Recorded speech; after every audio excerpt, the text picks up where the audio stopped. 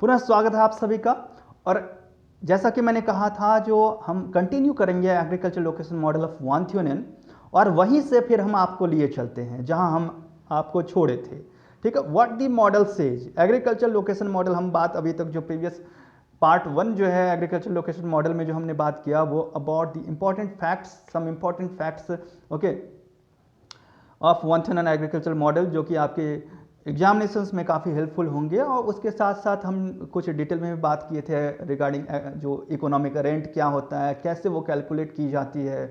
Okay, और फिर क्यों एग्रीकल्चर लोकेशन मॉडल एक डिस्क्रिप्टिव या फिर नॉर्मेटिव अप्रोच कहलाता है, ठीक है ना, सॉरी डिटर्मिनिस्टिक या नॉर्मेटिव अप्रोच कहलाता है। इन सारे के बारे में हमने काफ़ी विस्तार में बात की। और साथ ही हमने कहा था जो एक सेंटेंस में आप कैसे एग्रीकल्चर लोकेशन मॉडल को आप डिफाइन कर सकते हैं और उसे समझ सकते हैं। फिर से मैं आपको बता दूं that this model according to the von Thunen agriculture model, okay, this model says that as we go away from the central place, okay, as we go away from a city, okay, located in the center of an isolated state, okay, and which isolated state, that isolated state is physically uniform state or region. So what happens, economic rent or profit of agricultural products decreases, वो घटता चला जाता है, decreases because of increasing transportation cost। ठीक है, तो चलिए अब नेक्स्ट हम बात करते हैं रिगार्डिंग दी assumptions। ओके, यहाँ पे हिंदी में भी आप देख सकते हैं, जैसे जैसे हम एक भौतिक रूप से एक समान राज्य या क्षेत्र में केंद्रीय स्थान शहरी केंद्रीय बाजार से दूर होते जाते हैं, परिवहन लागत बढ़ने के कारण कृषि उत्पादों का आर्थिक किराया, जिसको कि हम लाभ भी कहते हैं, घटता जाता है। और यही मूल है, ठीक है, मूल मंत्र इस सिद्धांत का यही है। इसको आप समझ जाइए तो फिर आगे का खेल आपके लिए इजी हो जाएगा। तो चलिए next we will talk about the assumptions on which model is best. तो कौन कौन से एजम्पशंस हैं, कल्पनाएं हैं जिस पे कि यह कृषि जो अवस्थित सिद्धांत agriculture location model of von Thunen best है। तो पहला एजम्पशन तो जैसा कि मैंने पहले ही कहा, जो इन्होंने एक कल्पना की जो एक आइसोलेटेड स्टेट है, ठीक है, मतलब कि एक विलग प्रदेश है जिसकी कि आसपास की क्षेत्रों से प्रदेशों से कोई कनेक्टिविटी नहीं है, डायरेक्ट कनेक्टिविटी नहीं है, कोई कम्युनिकेशन नहीं है, अपने आप में अलग थलग है, ठीक है ना। और जहाँ की लोग जो है अपने सारे आवश्यकताओं के लिए उस विलग प्रदेश के जो केंद्र में एकमात्र बाजार होगा और सारे आवश्यकताओं के लिए उसी बाजार पे वो लोग निर्भर होंगे। और बाजार भी इन्हीं लोगों यानी कि इर्द गिर्द जो किसान हैं, जो ग्रामीण जनसंख्या है, रूरल पॉपुलेशन है, वह बाजार भी उन्हीं पर निर्भर होगा अपनी दैनिक आवश्यकताओं के लिए, मीन्स फूड ग्रेन्स या वेजिटेबल्स या दूध, ठीक है, लेबर, इन सभी के लिए भी वो बाजार जो एकमात्र बाजार है उस विलग प्रदेश में, वह जो है उन पर ही निर्भर होगा। वो बाहर से लेबर्स को नहीं इंपोर्ट कर सकते हैं, बाहर किसी क्षेत्र के कॉमोडिटीज़ को, फूड ग्रेन्स को वो इंपोर्ट नहीं कर सकते हैं, कंडीशन है वान थ्योनेन का, ठीक है ना। तो ऐसा कंडीशन उन्होंने जो है क्या किया, फिल्मांकित किया, बताया जो इस तरह की कंडीशन होने चाहिए। और हो सकता है ये बात 1826 में कही गई है, ये थ्योरी दी गई है। तो आप समझ सकते हैं जो उस समय जो इस तरह के विकास जो है का लेवल नहीं था। ये जरूर सी बात है जो यूरोप में जो है, वेस्टर्न यूरोप में इंडस्ट्रियल रिवॉल्यूशन स्टार्ट हो चुकी थी लेकिन अपने चरम तक नहीं पहुंची थी, और इस वजह से वहाँ भी जो है आपका विकास कहीं ना कहीं सीमित था, और इस वजह से उसका प्रभाव जो है एग्रीकल्चर लोकेशन मॉडल पे पड़ रहा है देखने को। लेकिन फिर भी यूरोप की कंडीशन अलग हैं, इंडिया की कंडीशन अलग हैं, तो इसलिए और अदर कंट्रीज की हर कंडीशन अलग अलग हैं। तो ऐसे में एक यूनिफॉर्म स्टेट की हम कल्पना नहीं कर सकते हैं, लेकिन खैर, और एक आइसोलेटेड स्टेट की कल्पना नहीं कर सकते हैं। और अगर उस समय में मान लीजिए ऐसा प्रदेश होगा भी जो और प्रदेश से जो है कनेक्टेड नहीं होगा, यह भी मान्य नहीं है, कुछ ना कुछ तो कनेक्टिविटीज़ होंगी, ठीक है ना। लेकिन चलिए फिलहाल तो हमें मानना ही है, क्योंकि यह एग्रीकल्चर लोकेशन मॉडल के हम एजम्पशंस की बात कर रहे हैं जो कि वान थ्योनेन के द्वारा दी गई है। तो पहला एजम्पशन मैंने कहा that there is an isolated state or region, ठीक है, ये पहला एजम्पशन है, जो एक विलग प्रदेश है, ठीक है। आगे क्या है फिर, जो कि फिर कहा गया है uniform geographical and climatic condition for agriculture practices in the isolated region. Okay, means जो एक विलग प्रदेश है, आइसोलेटेड रीजन है, क्षेत्र है, उसमें क्या है ना, ज्योग्राफिकल और क्लाइमेटिक कंडीशन एक समान है, यूनिफॉर्मिटी है। ठीक है, तो यहाँ जो है यूनिफॉर्मिटी, अब यह भी आप सोचेंगे ये क्या संभव है जो किसी प्रदेश में, मान लीजिए क्या ये संभव है जो इंडिया में जो एक ही जैसा यूनिफॉर्म कंडीशन हो, यानी कि प्लेन ही प्लेन हो हर जगह, या किसी एक स्टेट में ही मान के चलिए, क्या एमपी में हम बात करते हैं या यूपी में बात करते हैं, क्या हर जगह आपको प्लेन टेरेन ही मिल रहा है? बिल्कुल नहीं। क्या हर जगह क्लाइमेटिक कंडीशन जो है ईस्टर्न यूपी का वेस्टर्न यूपी का सेम है, या फिर ईस्टर्न एमपी का वेस्टर्न यूपी का सेम है? नो। एमपी का सेम है? नो, उसमें वेरिएशंस मिलते हैं। ठीक है ना। सॉइल क्या एक जैसी होती है? नहीं। तो इस तरह से, लेकिन फिर भी उन्होंने ये मान लिया जो इस तरह का यूनिफॉर्म कंडीशन जो है उस आइसोलेटेड प्रदेश में है, व्याप्त है, वट, ठीक है ना, विद्यमान है। तो ठीक है, यह अनदर जो है अजम्पशन था।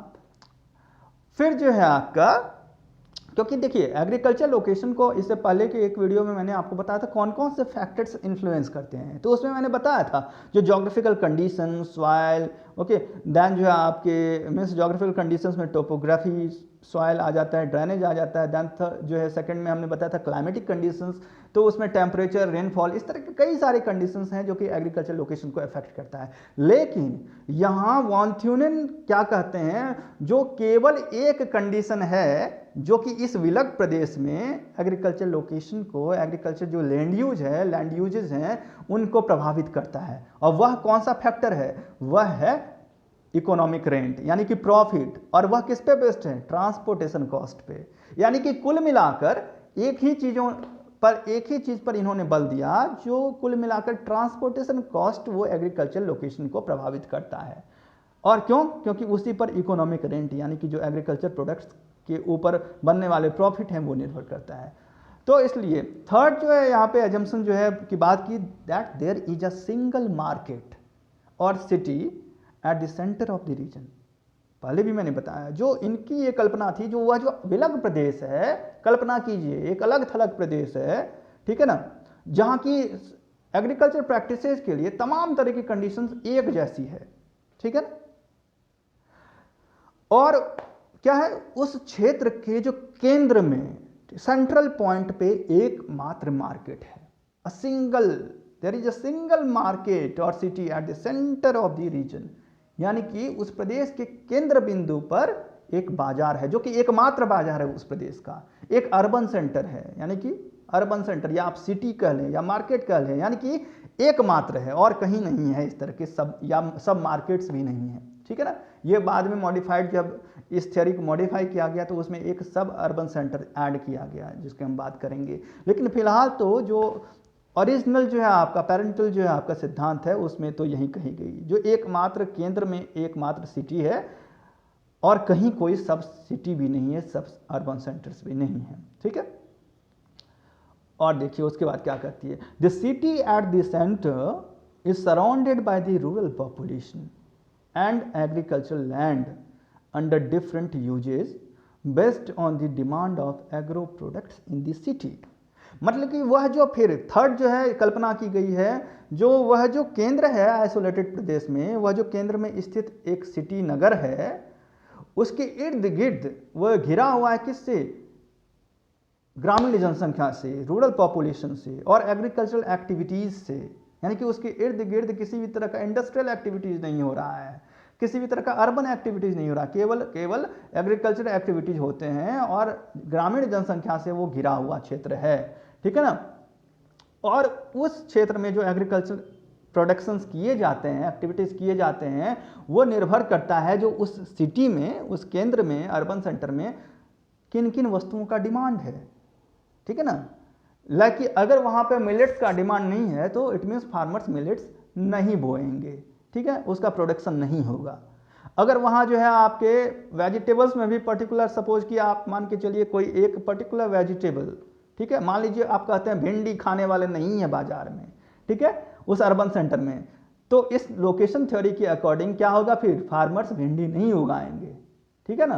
तो कुल मिला के कहा गया है जो बाजार में जिन चीज़ों की मांग होगी वहीं फार्मर्स उसके इर्द गिर्द के क्षेत्रों में यानी कि उस सेंटर के चारों ओर वहीं उगाएंगे, अन्यथा नहीं उगाएंगे।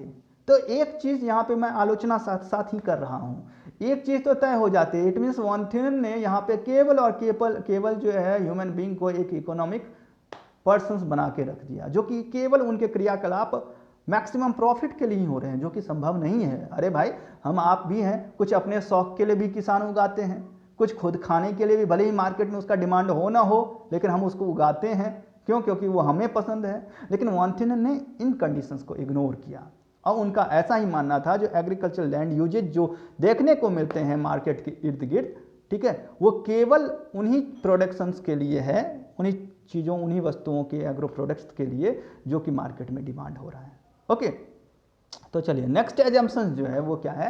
Assumption, city is the only market and agriculture area surrounded it is the only supplier in this region. ठीक है ना?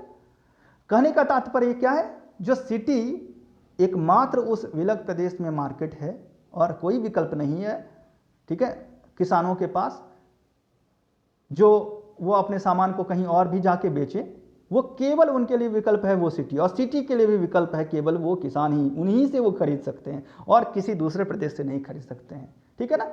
तो अब देखिए, जब ये हाल है that city is the only market, city एकमात्र जो है मार्केट है उस क्षेत्र का, एंड एग्रीकल्चर एरिया जो उसके इर्द गिर्द घिरे हुए हैं वो केवल एकमात्र सप्लायर हैं, ठीक है, उस रीजन में, तो इसमें किस तरह का कंडीशन जनरेट होता है? इस कंडीशन में होगा क्या, क्या संभावना है? तो यहाँ पे जो मैंने आपके लिए स्पेशली इसे और समझने के लिए मैंने विद इन ब्रैकेट इसको लिख दिया दैट दिस कंडीशन, इस स्थिति में क्या होगा? This condition force farmers to grow those agro products which having the demand in their respective urban centres. ठीक है ना? तो यानी कि इस कंडीशन में क्या होगा? जब दोनों के विकल्प एक दूसरे ही हैं, मात्र कोई तीसरा जो है किसी का विकल्प नहीं है, तो उस कंडीशन में जाहिर सी बात है एक दूसरे पर जब वो निर्भर हैं तो प्रॉफिट तो किसान को अर्न करनी है, तो किसान इसलिए फोर्स होगा जो उन्हीं वस्तुओं का वो प्रोडक्शन करे जो कि उसके एकमात्र जो है उपलब्ध सिटी या मार्केट जो है वहाँ जिसका डिमांड हो। ठीक है ना? क्योंकि वहाँ डिमांड नहीं है तो फार्मर्स उसका फिर करेगा क्या? क्योंकि वांथियन ने वहाँ फार्मर्स को एक इकोनॉमिक मैन के रूप में मेंशन किया है, रिप्रेजेंट किया है। ठीक है? नेक्स्ट जो है एजम्पशन की हम बात करते हैं, only a single means of transportation, यह भी बहुत जरूरी है। Only a single means of transportation is available in the region and that is horse or ox carts. मतलब कि उस क्षेत्र में, उस विलग प्रदेश में जो यातायात का साधन है, केवल एकमात्र यातायात का साधन है और वह है घोड़ा या बैलगाड़ी। ठीक है? तो संभवतः 1826 की बात है, तब तो बैलगाड़ी ही एक साधन होगी, लेकिन वो तब की बात थी। आज फिर अगर हम बात करें जो, तो आज अगर हम चाहेंगे जो वांथियन उस मॉडल को आज के परिवेश में फिर डाला जाए तो फिर मुश्किल हो जाएगा, क्योंकि आज तो केवल एक यातायात का साधन नहीं है, कई सारे मीन्स ऑफ ट्रांसपोर्टेशन हैं। ठीक है ना? तो इसलिए जो ये आज के टाइम में यह थ्योरी इसलिए उतना रिलेवेंट नहीं है। हाँ, इसको मॉडिफाई करके फिर इसे रिलेवेंट बनाया जा सकता है, बट उस थ्योरी को एज इट इज हम अप्लाई नहीं कर सकते हैं आज के कॉन्टेक्स्ट में, because the scenario have changed much. Okay, ये यूरोपियन कॉन्टेक्स्ट में हो या इंडियन या मीन्स डेवलपिंग कंट्रीज के कॉन्टेक्स्ट में हो, काफ़ी हद तक सिनेरियो जो है आपका चेंज हो चुका है। तो ये इस तरह से जो है हम बात करते हैं दैट मीन्स एकमात्र मोड ऑफ ट्रांसपोर्टेशन वो क्या था? घोड़ा या बैलगाड़ी, means horse or ox carts. तो इससे फिर क्या होगा? जब आपके पास ट्रांसपोर्टेशन को मीन्स का भी विकल्प नहीं है, आपके पास अब ऐसे मंद जो है सिस्टम थे ट्रांसपोर्टेशन के, अब अगर आप घोड़े मीन्स बैलगाड़ी से जा रहे हैं और आपको जो है 20 किलोमीटर का डिस्टेंस ट्रैवल करना है, तो समझ सकते हैं आप सारा दिन लग जाएगा। हाँ, लग ही जाएगा। हम लोग बचपन में अपने नानी घर 5 किलोमीटर के डिस्टेंस तय करने के लिए बैलगाड़ी से जाते थे, तो तकरीबन जो है 3 से 4 घंटा लग जाता था। ठीक है ना? तो कहने का मतलब ये है, जो इस तरह से जो है आप यह भी एक मीन्स कल्पना को आप सोच सकते हैं जो उस समय ऐसा हुआ होगा। ठीक है? तो उस कंडीशन में क्या होगी, जो जाहिर सी बात है तब आप बहुत सारे ऐसे एग्रो प्रोडक्ट्स होते हैं जो कि बहुत जल्द खराब हो जाती है, क्योंकि जब उस जमाने की बात वान थ्यूनेन कर रहे हैं 1986 में, तो जाहिर सी बात है वहाँ रेफ्रिजरेटर का कोई फैसिलिटीज रेफ्रिजरेशन का नहीं होगा, ठीक है ना, कोल्ड स्टोरेज नाम का कुछ भी नहीं होगा। तो ऐसे में अगर आपको बोला जाए या उस समय जो है किसी फार्मर को अगर मार्केट सेंटर से 20 किलोमीटर दूर वो मिल्क का प्रोडक्शन कर रहे हैं या फिर 40 किलोमीटर दूर वो मिल्क का प्रोडक्शन कर रहा है, तो जाहिर सी बात है वो बाजार पहुंचते पहुंचते क्या होगा, वो बिगड़ जाएगा, सब्जियां क्या होगी, सड़ जाएंगी। तो इट मीन्स जो कहने का मतलब है जब आपके पास रैपिड ट्रांसपोर्टेशन सिस्टम नहीं था, तो जाहिर सी बात है जो पेरिसेबल आइटम्स होंगे, एग्रो आइटम्स या प्रोडक्ट्स, उसको आप कहाँ लोकेट करेंगे, कहाँ प्रैक्टिस की जाएगी उसकी, नियर टू द मार्केट, है कि नहीं, क्योंकि आपको वहां से तुरंत आप मार्केट में पहुंचा देंगे, क्योंकि उनके कंज्यूमर्स तो सारे प्रोडक्ट्स के कहाँ हैं, कॉन्सेंट्रेटेड है कहाँ, मार्केट में ही, इधर उधर और कहीं कंज्यूमर नहीं है। और इसलिए सारे प्रोडक्ट्स का प्रॉफिट, मुनाफा गेन करने के लिए आपको मार्केट तक उन प्रोडक्ट्स को ले जाना जरूरी है, ठीक है ना, इस लोकेशन थ्योरी के अकॉर्डिंग। और इस वजह से जो फार्मर्स, इनका कहने का मतलब है जो पेरिसेबल आइटम्स को, जो गुड्स हैं, एग्रो प्रोडक्ट्स है, उनका जो प्रोसेसिंग है, उनका प्रोडक्शन वो कहाँ करते थे या करते हैं, वो नियर टू दी मार्केट। और ये कुछ हद तक सही भी है, आज भी हम देखें तो नियर टू दी मार्केट, आपके मार्केट में जहाँ कहीं भी आप अर्बन सेंटर में हैं, दिल्ली हो, भोपाल हो, लखनऊ हो, ठीक है, वाराणसी हैं, कहीं भी हैं, पटना है, तो आप पाते होंगे, आप उनके जाके और सब्जी वालों से आप पूछ सकते हैं जो आप ये सब्जियां कहाँ से लाते हैं, तो जनरली वो यही बताएंगे जो फ्रिंज एरिया में, आमलैंड में, जो कि यानी कि सिटी का जो आउटर रीजन है, वहाँ की जो आसपास के गांव हैं वहाँ से वो लाते हैं, ठीक है ना। तो इसलिए जो पेरिसेबल आइटम्स इस तरह के जो हैं, उनका जो है प्रोडक्शन कहाँ होता है, सिटी के आसपास के क्षेत्र में, तो वह एक जोन बन जाता है इस तरह से। और इसी आधार पर, इसी क्रम से जो है वान थ्यूनेन ने 6 डिफरेंट जोन्स की परिकल्पना यहाँ की है, ठीक है ना। तो इसलिए यहाँ पे हम बात करते हैं, इसलिए जो ये जो कंडीशन है, जो एकमात्र ट्रांसपोर्टेशन की जो आपकी फैसिलिटी जो है, मीन्स ऑफ ट्रांसपोर्टेशन थी, उससे क्या होता है, वो एक डिफरेंट कंडीशन जनरेट करता है। And according to that, due to the lack of rapid transportation system, farmers needed to grow और produce perishable items near to the city, and hence the practices of agro production or land use change as we move away from the center, okay, which in result form different agricultural land use concentric zones surrounding the center, ठीक है ना। मतलब कहने का तात्पर्य वही है जो मैं बार बार आपको बता रहा हूँ, जो मोड ऑफ ट्रांसपोर्टेशन जो है आपका लेजी होने की वजह से, रैपिड नहीं होने की वजह से, जो पेरिसेबल जो आइटम्स हैं, एग्रो प्रोडक्ट्स हैं, उनको सिटी के आसपास के क्षेत्रों में उगाया जाता है, ठीक है, उनकी प्रैक्टिस की जाती है। और इस तरह से जैसे जैसे नेचर ऑफ प्रोडक्ट पेरिसेबल से जो है नॉन पेरिसेबल की तरफ बढ़ता चला जाता है, तब क्या होता है, जो वो धीरे धीरे हम सिटी से दूर होते चले जाते हैं उसके प्रैक्टिसेस, उसके लोकेशन के पॉइंट ऑफ व्यू से, ठीक है ना। तो ये और इस तरह से जो है आपका डिफरेंट कॉन्सेंट्रिक जोन्स जो है एग्रीकल्चर लैंड यूज के, वो डिमार्केट किए जा सकते हैं, ओके। अब देखिए नेक्स्ट जो है आपके कुछ और एजम्पशंस जो है जिस पे कि ये बेस्ट है, वो क्या है, ट्रांसपोर्टेशन कॉस्ट्स, ठीक है। अब इसमें क्या है, ट्रांसपोर्ट, ये भी हम जिक्र कर चुके हैं, that transportation costs are directly proportional to distance from the city or market. मैंने पहले ही बताया, जो यहाँ जो जैसे जैसे आप सिटी या मार्केट से दूर हटते चले जाएंगे, डिस्टेंस बढ़ता चला जाएगा, तो ट्रांसपोर्टेशन कॉस्ट क्या होगा, वो भी बढ़ता चला जाएगा। अब यहाँ ध्यान में रखिएगा, मैंने इससे पहले एक और रिलेशन बताया आपको, relationship between economic rent and distance. तो उस केस में क्या था, जब आपसे कहीं पूछा जाए that what kind of relationship is there between economic rent and distance from the market, then you have to mention there inversely proportional, both are inversely proportional to each other। Means जब हम distance from the market, जैसे जैसे market से दूर बढ़ते चले जाएंगे, हटते चले जाएंगे, इकोनॉमिक रेंट क्या होगा, घटता चला जाएगा। लेकिन जब हम ट्रांसपोर्टेशन कॉस्ट और जो है डिस्टेंस की बात करते हैं, तो दोनों में डायरेक्ट रिलेशनशिप है, डायरेक्टली प्रोपोर्शनल है एक दूसरे का। यानी कि जैसे जैसे डिस्टेंस बढ़ता चला जाएगा, ट्रांसपोर्टेशन कॉस्ट भी बढ़ता चला जाएगा और इसलिए तो इकोनॉमिक रेंट घटेगा, ठीक है ना। तो यहाँ भी एक एजम्पशन वही था जो, एंड देयरफॉर दिस, और इसलिए क्या होगा इस कंडीशन में, क्या होगा, this affect the economic rent and as we go away from the centre the increasing rate of transportation cost will decrease the profit और economic rent of production. Okay, we have already talked about this. Then all other costs will be the same throughout the region except transportation. Okay, यानी कि मैं बता चुका हूं जो transportation, एकमात्र transportation cost वो वैरी करेगा उस रीजन में, अदरवाइज जितने भी और तमाम तरह के कॉस्ट हैं एग्रीकल्चर प्रोडक्शन के लिए जो के ऊपर जो लगने वाले खर्च हैं वो सभी समान होगा सारे क्षेत्र में.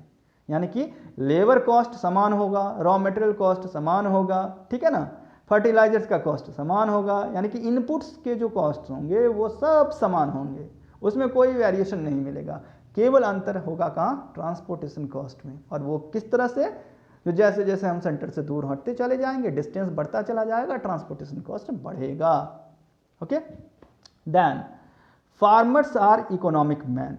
ठीक है, means farmers are economical man. मैं पहले ही बताया, इस सिद्धांत में ये कहा गया है जो किसानों को एक आर्थिक जो है मानव मान लिया गया है, उसमें कहीं से भी जो है नैतिकता को, एक जो है पर्सनल वेलबींग की या इंटरेस्ट की बात नहीं रखी गई. स्वाद का इसमें जिक्र नहीं है. मतलब कि कहने का मतलब किसान को पूरी तरह से एक आर्थिक वस्तु, एक आर्थिक मानव के रूप में इसको दिखाया गया है. और ऐसा मान लिया गया है जो लोग केंद्र में है, केवल वही जो है अच्छा खाना, अच्छा पहनने, खास करके अच्छे खाने के हकदार हैं. केवल उन्हीं के स्वादानुसार किसान जो है अन्न का उत्पादन या जो है अन्य जो है खाद्य वस्तुओं का उत्पादन करते हैं. यानी कि किसानों के अपनी कोई स्वाद नहीं है, कहने का तात्पर्य यही है, जो वो अपने लिए कुछ उगाएं. ठीक है, तो completely it means that this assumption means this theory of agricultural location model says that farmers are a complete economic man, which is not possible. Okay, I don't believe that it can be possible. हाँ ठीक है, maximum profit earn करना हर कोई चाहता है, लेकिन हर जगह ऐसा जरूरी नहीं है. ओके, खास करके इंडिया जैसी कंट्री में जहाँ खाने पीने का इतना एडवांस कल्चर हो, ठीक है ना, जो कितनी भी गरीबी क्यों ना हो और कितना ही गरीब जो है आप घर क्यों ना चले जाएं, लेकिन उनका स्वाद काफ़ी जो है अच्छा बेहतर आपको देखने को मिलेगा. और ऐसा नहीं है जो वो साल के या फिर महीने के 30 दिन एक ही तरह का खाना खाएं, चाहे कितना ही गरीब क्यों ना हो, कुछ ना कुछ तो स्कोप ढूंढ ही लेते हैं. चाहे वो तो नाले में जाके मछली मार लाएंगे, या फिर जो है नहीं कोई हुआ तो जो है आपके जो घास पात दिखने वाले जो है आपके वेजिटेशंस हैं उसको भी वो अलग ढंग से बना के एक अलग डिश तैयार कर लेते हैं. तो कहने का मतलब है जो इसलिए जो उनका जो एक खाने पीने का यहाँ इंडिया में जो कल्चर है वो काफ़ी डिफरेंट है अदर वर्ल्ड से. ठीक है, और इस वजह से जो वॉन्थिनन का एग्रीकल्चर लोकेशन मॉडल, खासकर ये जो इकोनॉमिक जो है मैन का कॉन्सेप्ट है, ये बिल्कुल ही सही नहीं है और इसको हर जगह अप्लाई नहीं किया जा सकता है. Okay, so these were the assumptions on which Wanthunan agricultural location model is based. Okay, तो इन assumptions को आप माइंड में रखिए और आई थिंक जो हम जिस तरह से डिस्कस किए हैं आप कंप्लीटली समझ गए होंगे जो अभी तक जो एग्रीकल्चर लोकेशन मॉडल क्या कहना चाहती है. ठीक है ना, ये पूरी तरह से एग्रीकल्चर जो है लैंड यूजेज हैं उसको लेकर, उसके डिमार्केशन को लेकर, उसके पैटर्न को ये मॉडल दर्शाना चाहती है. और वांथुनन ऐसा ही कहे, जो किसी शहर के इर्द गिर्द जो हम देखते हैं किसी क्षेत्र में जो कृषि का प्रारूप कैसा है, किस भूमि पे कौन सा फसल किया जा रहा है, कैसे मार्केट से दूर हटते चले जा रहे हैं, तो किस तरह से फसलों का जो है आपका मीन्स साहचर्य वो क्रम बदलता चला जा रहा है. तो ये सारी चीज़ों का जो है लेखा जोखा कर वांथुनन ने इसे रिप्रेजेंट किया एक मॉडल के फॉर्म में. जो ये एक मॉडल है और कहीं ना कहीं जो है एग्रीकल्चर एक्टिविटीज़ का जो लोकेशन है, उनका जो डिस्ट्रीब्यूशन है वो इन चीज़ों पे ही निर्भर है. और इसलिए इस वजह से ऐसा होता है. मीन्स जो है सिटी के आसपास जो है वेजिटेबल या फिर मिल्क प्रोडक्शन इसलिए की जाती है क्योंकि वो पेरिसेबल है और मार्केट तक पहुंचने में उसको मीन्स अगर मोड ऑफ ट्रांसपोर्टेशन सही नहीं हो तो जल्दी उसको पहुंचाना जरूरी है, जो कि आज के डेट में कंपलसरी नहीं है. क्योंकि आज आपको पता है सांची का सपोज कि मिल्क अगर भोपाल में जो है तक पहुंचता है तो सांची से भोपाल आने में की एक डिस्टेंस है, ऐसा नहीं है जो भोपाल के जस्ट बगल में ही सांची हो, ठीक है ना। सिमिलरली अगर आप बिहार में है सुधा डेयरी, तो आप पटना तक उसका जो सप्लाई देख सकते हैं, अलग अलग गांव तक जो है आप सप्लाई देखने को मिल जाता है। तो क्यों 500 किलोमीटर्स या 200 किलोमीटर्स तक उसका सप्लाई हो रहा है। अमूल डेयरी आप देख सकते हैं, ठीक है, पूरे इंडिया में जो छाई हुई है, तो है तो वो पेरिसेबल, बट टेक्नोलॉजी के इनोवेशन से क्या हुआ, ये सारी जो कल्पनाएं थी कहीं ना कहीं वो धरी की धरी रह गई, ठीक है। और कंडीशंस जो है वो कहीं ना कहीं उसको, ये जो डिटर्मिनिस्टिक कंडीशंस थे उसको उसके बियॉन्ड जाके और जो है चीज़ें होने लगी। और इस वजह से ऐसी सिद्धांत जो है, ऐसे जो मॉडल्स हैं वो बहुत ज़्यादा जो है वो सुटेबल नहीं हो पाया, ठीक है, बहुत अधिक लेकिन हाँ इसकी एक अलग रिलेवेंस है, जो इस तरह के एटलीस्ट उन्होंने एफर्ट तो किया चीज़ों को एक्सप्लेन करने के लिए, ठीक है। तो मैं बार बार कहता हूँ जो कोई मॉडल, कोई भी सिद्धांत, थ्योरी जो है वो क्यों दी जाती है, जो एक कॉम्प्लेक्स सिस्टम को ईजी वे में रिप्रेजेंट करने के लिए, उसको सिंपल बनाने के लिए, ओके। तो एक कॉम्प्लेक्स सिस्टम को सिंपल बनाने के लिए इस तरह की कंडीशंस को जो है मीन्स इस तरह के सिद्धांत दिए जाते हैं, जिससे कि आप उसकी सिंप्लिसिटी को समझें और सिंपल वे में उसको जनरलाइज कर सकें आप, ठीक है ना। तो इसलिए कोई सिद्धांत दी जाती है, ओके। तो चलिए हम बात किए एजम्पशंस की, और अब जो है हम यहाँ एक और ब्रेक लेंगे, और उस ब्रेक के बाद हम बात करेंगे जो इस मॉडल की, मीन्स एग्रीकल्चर लोकेशन मॉडल पे। We will talk about how to calculate economic rent and how von Thunen, okay, had demarcated the different 6 concentric zones of agricultural locations, and we will talk about the criticisms, okay। तो फिर हम अगले video में इन सारे points को बात करते हैं, तो बने रहिए, कहीं जाइए मत, क्योंकि ये हम बस नेक्स्ट वीडियो में इसकी बात कर रहे हैं, और ज़रूर से देखिए क्योंकि कई सारे क्वेश्चंस अधूरे हैं जिसके जवाब देने हैं और आपके लिए भी जानने ज़रूरी हैं, okay. So thank you so much.